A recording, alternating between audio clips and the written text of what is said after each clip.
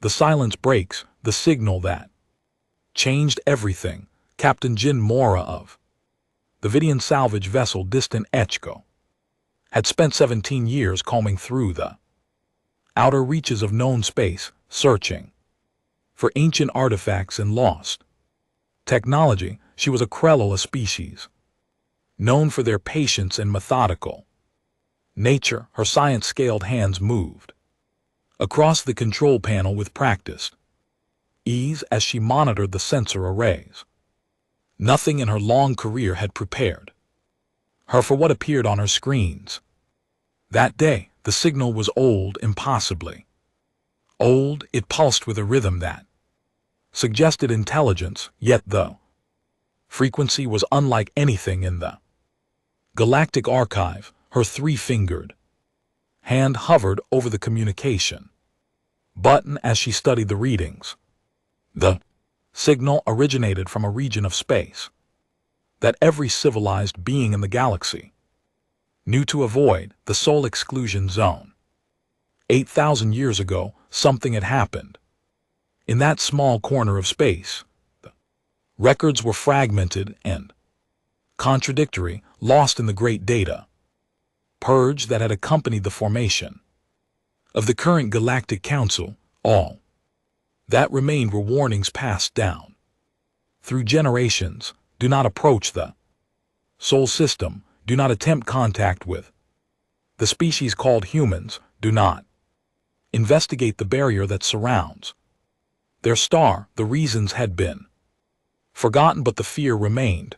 Zen stared at the pulsing signal on her display. It was growing stronger, as if something within the barrier was reaching out, calling to the universe beyond. She knew she should report this to the council immediately. Follow protocol, let others make the decision. But 17 years of hunting through cosmic debris had taught her that opportunities like this came once in a lifetime. She adjusted her course toward the signal. The council's debate, 3 weeks later, stood before the Galactic Council. Arcadia Prime, the administrative heart of civilized space. The chamber was vast, with representatives from hundreds of species arranged in circular tiers. Air hummed with translation devices, converting thousands of languages into coherent meaning. She felt small, standing in the center, illuminated by the harsh white light of examination.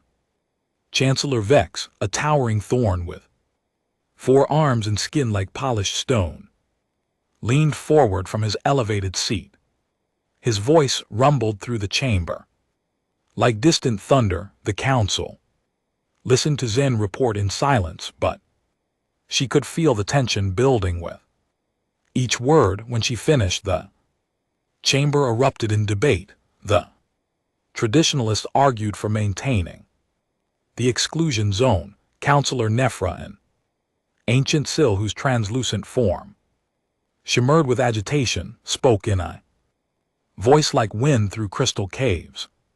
She reminded the council that their ancestors had established the barrier for reasons that must have been sound, even if those reasons were now lost too. Time to interfere would be to invite unknown danger. The progressives countered with logic and curiosity. Counselor Draven, a young orate with bright orange scales and fierce intelligence in his golden eyes, argued that 8 millennia was long enough to maintain a quarantine based on forgotten fear. The signal suggested that whatever had happened to humanity, they had survived and were now reaching out.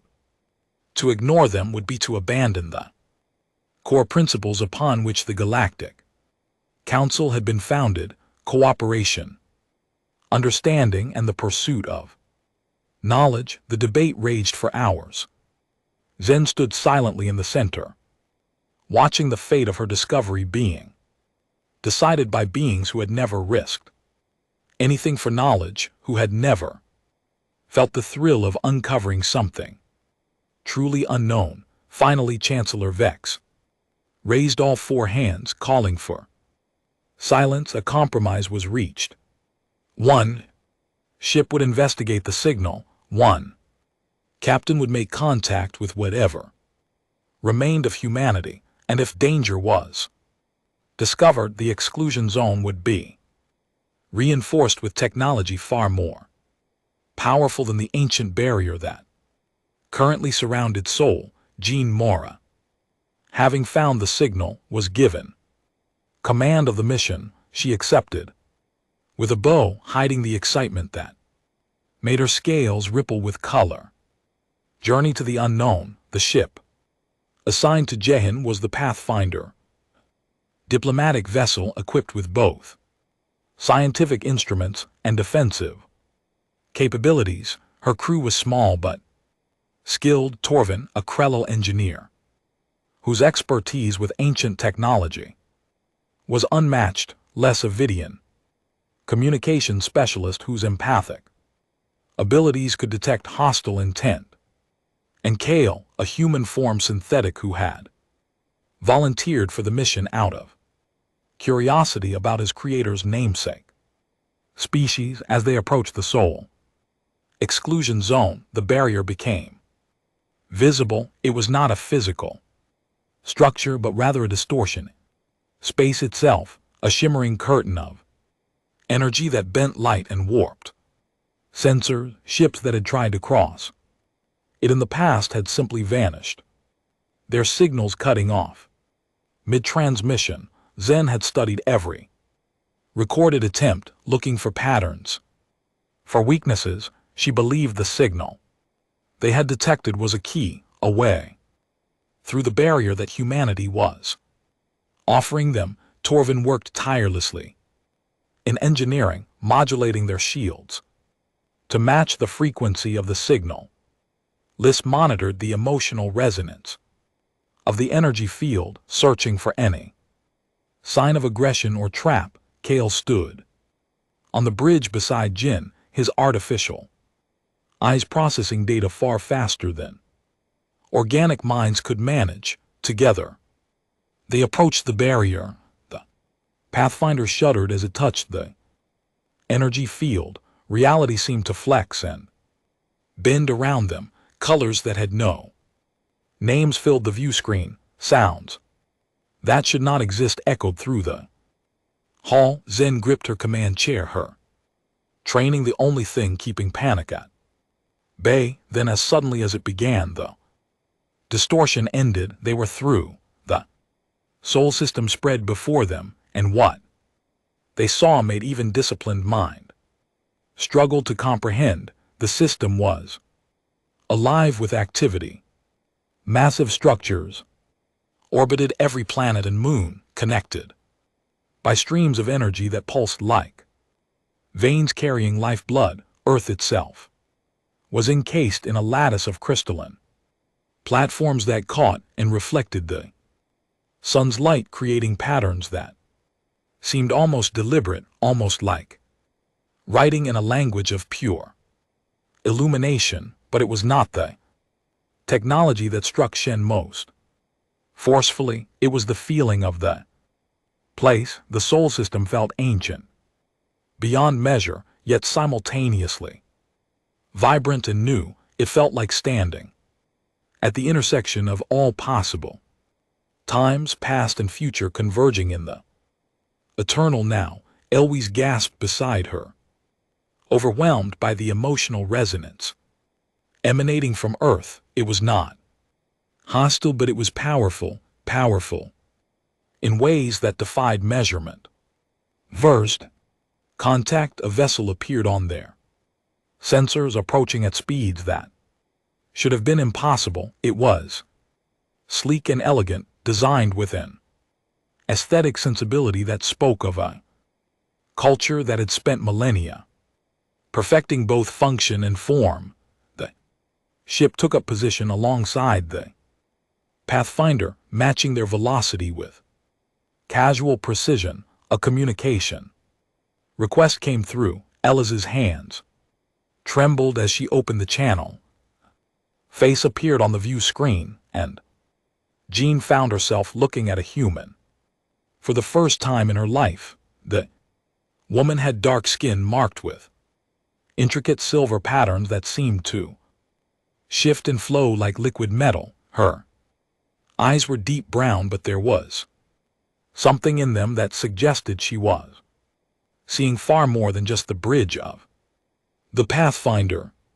She was seeing through time itself. The human woman smiled, and there was warmth in that expression, but also something else, something that made Jin's scales tingle with instinctive weariness. When the woman spoke, her voice carried harmonics that should not have been possible from a single throat, as if multiple versions of her were speaking in perfect synchronization. She introduced herself as Warden Chin, spokesperson for the temporal collective of Earth. She welcomed them to Soul System with words that were courteous and formal, but underneath the politeness, Zen detected something that chilled her amusement. The humans had been expecting them, not just expecting their arrival, but expecting this exact moment, this exact conversation, as if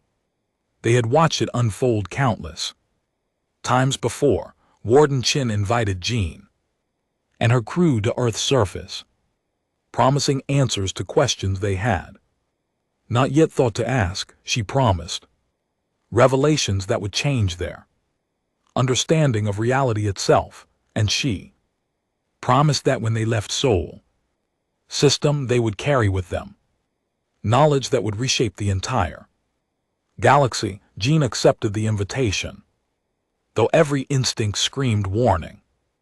As the Pathfinder followed the human ship toward Earth, she wondered what secret humanity had been guarding for 8,000 years. She wondered what they had become during their isolation.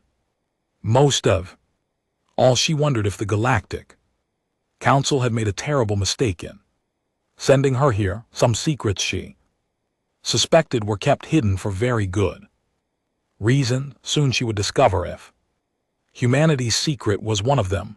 The truth unveiled. The city beyond time. The human shuttle descended through Earth's atmosphere with unsettling smoothness, as if gravity itself had been negotiated with rather than conquered. Jean Moa pressed her scaled hand against the viewport, watching as clouds parted to reveal a world that should not exist. The planet below was impossibly green, covered in forests and oceans that sparkled with unnatural clarity, but it was the cities that made her breath catch in her throat. They were not built upon the land. They existed within it, through it, around it, in ways that defied conventional physics. Structures phased in and out of visibility, occupying the same space at different moments in time. Buildings that were simultaneously ancient ruins and pristine towers existing in all their temporal states at once. Gardens bloomed with flowers that opened and closed in rhythm spanning centuries, their life cycles visible as waves of color rippling through the landscape. Torvin, the Krell engineer, made a sound of distress beside her. His analytical mind was struggling to process what his eyes reported. Elwes had gone pale, her empathic senses overwhelmed by the temporal resonance emanating from every structure, every tree, every stone. Even Kale, the synthetic whose programming allowed him to process impossibilities with logical calm, stood motionless, his processors working at maximum capacity. Warden Chin sat across from them, still wearing that knowing smile. She had not spoken during the descent, allowing them to absorb the reality of what Earth had become. Now, as the shuttle touched down on a landing platform that seemed to be made of solidified light, she finally broke the silence. "Welcome to Earth," she said, her voice carrying those Impossible harmonics, welcome to the only place in the galaxy where time does not flow in a single direction, welcome to the home of humanity, the species that learned to live between the moments, the chamber of convergence. They were escorted through corridors that hurt to look at directly. The walls seemed to contain memories, images of people who had walked these halls in the past or would walk them in the future. All visible simultaneously, Zen focused on Warden Chen's back, using her as an anchor point in a reality that seemed determined to come apart at the seams. They entered a vast chamber that defied spatial logic. It was larger on the inside than the building that contained. It should allow stretching away in all directions toward horizons that flickered between different times of day, arranged in a circle around a central platform were 7 figures, each wearing the same silver patterns that marked Warden Chen's skin. The temporal collective's leadership, Zen, realized the keepers of humanity's greatest secret. One of them stepped forward, an elderly man whose silver marking seemed brighter, more complex than the others. His eyes were clouded with age, yet they held a clarity that suggested he saw everything with perfect precision. He introduced himself as Keeper Meishes Ayanquo, eldest of the temporal collective and witness to Earth's transformation. His voice was gentle as he began to speak, but the words he spoke were anything but gentle. 8,000 years ago, he explained, humanity had been a young species, ambitious and curious, reaching out into the galaxy. For the first time, they had encountered the architects, an ancient race that ruled much of known space through their mastery of temporal physics. The architects had seen in humanity something that terrified them. Potential humans, Keeper Meishes explained, possessed a unique neurological structure that made their consciousness naturally attuned to temporal fluctuations, while other species experienced time as a linear progression. Humans perceived it as a vast landscape that could be observed, understood, and eventually navigated. The architects recognized this ability as a threat to their dominance. If humanity learned to harness their natural temporal awareness, they would become more powerful than any species in galactic history. So the architects had acted. They erected the barrier around Sol system, not to imprison humanity, but to prevent them from reaching their full potential. They hoped that isolation would cause humanity to stagnate, to forget their latent abilities, to become just another species struggling to survive on a single world. Keeper Meishes smiled, and there was sadness in that expression, but also pride. They did not understand us as well as they thought. Isolation did not weaken humanity. It forced us to look inward, to explore the one frontier that remained available to us, time itself, without the distraction of galactic politics or interstellar trade. We devoted ourselves entirely to understanding our unique gift, and over 8,000 years we mastered it. The demonstration. Warden Chen stepped onto the central platform, and reality around her began to fracture. Zen watched in horror and fascination as multiple versions of the woman appeared, each one slightly different, existing at different moments of her personal timeline. A young Qin, barely more than a child, stood beside a middle-aged Qin who bore scars from battles not yet fought. An elderly Qin, her hair white and her face lined with wisdom, stood next to versions of herself that flickered like candle flames. Possible futures that might or might not come to pass. All the versions spoke simultaneously, their voices harmonizing into a chorus that made the air vibrate. This is what we have become. We exist, not in a single moment, but across the entire spectrum of our existence. When a human of the temporal collective focuses their awareness, they can perceive and interact with any point in their personal timeline. We remember our futures as clearly as we remember our past. We can make decisions informed by consequences that have not yet occurred. We have become beings of pure temporal existence. The multiple versions of Chin collapsed back into a single form, the process leaving Zen dizzy and disoriented. Les had fallen to her knees, tears streaming down her face as her empathic abilities registered emotions from across thousands of years of human experience. Torvin's scales had gone gray with shock, and even Kale stood frozen, his synthetic mind struggling to process what it had witnessed.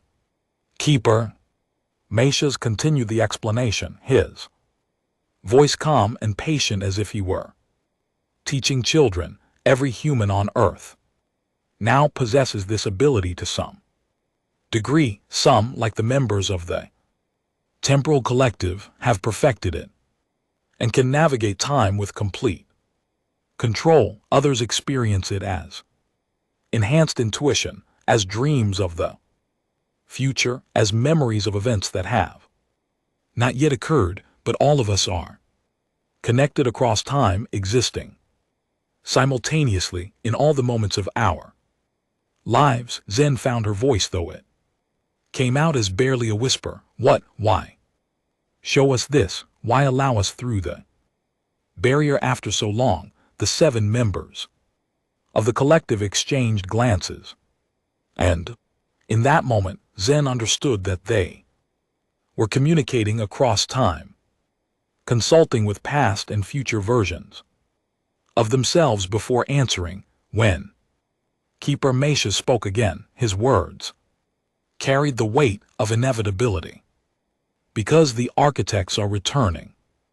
They disappeared 8,000 years ago, fleeing into the far future to escape the consequences of their actions. But their journey through time is circular, and their path is bringing them back to this era. They will arrive in this sector of space within 10 years, and when they do, they will attempt to reclaim their dominion over the galaxy.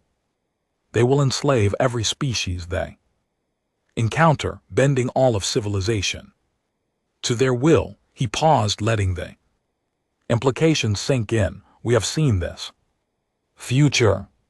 We have witnessed countless timelines where the architects return, and the galaxy falls into an age of darkness that lasts for millions of years. We have also seen the timelines where that future is prevented, where the species of the galaxy unite to stand against the architect's tyranny. But those successful timelines all have one thing in common. Humanity is part of the galactic community, sharing our knowledge of temporal mechanics, preparing the galaxy for what is coming. The choice. Zen's mind raced, trying to process the enormity of what she was being told. You have known this for how long? How many years have you watched us from behind your barrier, waiting for the right moment to reveal yourselves? Warden Chen's expression grew somber. We have been preparing for this conversation since the day the bear was erected. We have refined our message across thousands of iterations, experiencing this meeting countless times and possible futures, adjusting our approach to maximize the probability that you will believe us and act accordingly. To you, this is your first time learning this information. To us, it is the culmination of 8,000 years of preparation. How do we know you are Telling the truth, Torben asked his engineer's mind, demanding evidence and logic. How do we know this is not some elaborate deception? Keeper Macias nodded as if he had expected this question, because of course he had experienced this conversation before. You do not know, you cannot know with certainty. Time is not fixed. And even our ability to perceive future timelines does not grant us perfect knowledge. We can only tell you what we have witnessed across countless possible futures and hope that you trust us enough to act. He gestured, and the air in the chamber began to shimmer. Images formed, holographic projections pulled from temporal perception rather than recorded memory. Jean watched as the visions unfolded, massive vessels emerging from dimensional rifts, beings of pure energy that commanded physics like servants, entire civilizations reduced to slavery. In moments, the architects in their terrible glory remaking reality according to their ancient design. But then the visions changed, showing different timelines, species working together, sharing technology and knowledge, humans teaching temporal awareness to allies who had never imagined such abilities existed. Fleets of ships from 100 worlds standing united against the architect threat. Futures where the galaxy survived, where civilization endured, where freedom was preserved through cooperation and courage. The visions faded, leaving the chamber in silence. Jean looked at her crew, seeing her own turmoil reflected in their faces. They had come seeking answers to an ancient mystery, and they had found something far more challenging: responsibility. The knowledge they now possessed would change everything. The Galactic Council would have to decide whether to believe humanity's warning, whether to accept their offered alliance, whether to prepare for a threat that might be real or might be an elaborate manipulation. Zen straightened, her Krell dignity asserting itself despite her inner chaos. I will take your message to the Galactic Council. I will tell them what I have seen and what you have explained. But I cannot guarantee they will believe, and I cannot promise they will act. Keeper Macias smiled, and there was understanding in his ancient eyes. We know, we have seen the Council's debate across many timelines. Some versions of this meeting end with rejection and continued isolation. Some end with alliance and preparation. Some end with humanity revealing ourselves too soon, causing panic and division that weakens the galaxy before the architects arrive. This particular timeline seems promising, but the future remains uncertain. That uncertainty is what makes choice meaningful. Warden Chin approached Jen and placed something in her scaled hand. It was a small, crystalline device that pulsed with soft light. This contains comprehensive data on temporal mechanics, a gift from humanity to the Galactic Council. Whether you choose to use it or not is up to you. Whether you choose to trust us or not is up to you. But please understand, we have seen what happens when the galaxy faces the architects unprepared. We have watched civilizations fall across countless timelines.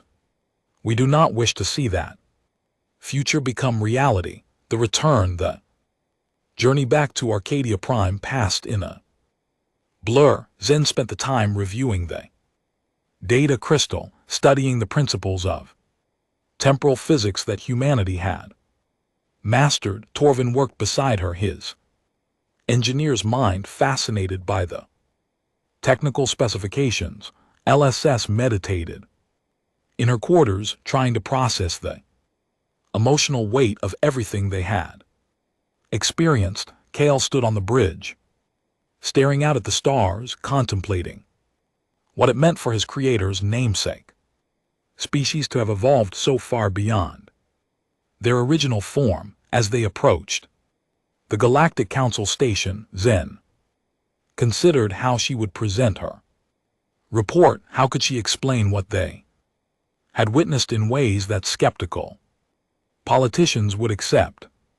How could she convey the urgency without causing panic? How could she advocate for trusting a species that had kept themselves hidden for 8,000 years while perfecting abilities that seemed more like magic than science? She thought of Keeper Macius's words about choice and uncertainty. Humanity had given her information and tools, but they had not tried to force her hand. They had presented their case and left the decision to her and to the council. That restraint, more than any demonstration of power, convinced her of their sincerity. Chancellor Vex's voice came through the communication system, requesting her immediate presence before the full council. Zen straightened her uniform and prepared to deliver the most important report of her career. Behind her, the Sol system receded into the distance, its barrier still intact but now permeable, a door that had been opened after 8,000 years of silence. In 10 years, if humanity's predictions were accurate, the architects would return.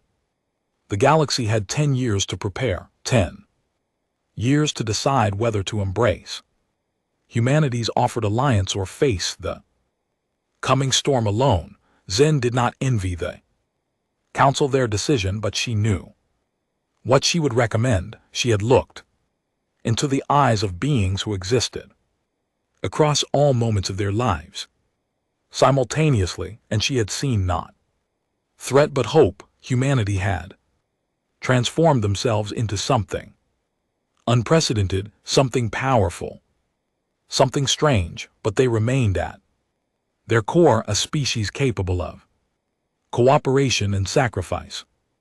As the Pathfinder docked with Arcadia Prime, Jean gripped the data crystal and whispered a prayer to gods she barely believed in. Let the council be wise enough to listen. Let the galaxy be brave enough to prepare. Let humanity's predictions be enough to save them all from the darkness that was coming. The future was uncertain, as it always had been, but for the first time in her life, Zen understood that uncertainty was not something to fear. It was something to embrace, because it meant that choice still mattered, that effort still counted, that the ending had not yet been written. The doors opened and she walked forward to change the course of galactic